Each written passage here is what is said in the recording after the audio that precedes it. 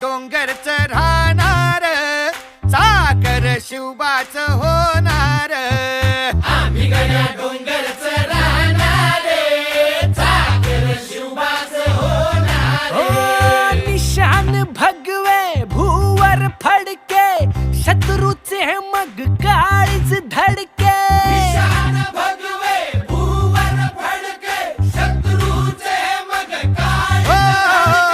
निशान भगवे भूवर फडके शत्रूचे मग काळीच धडके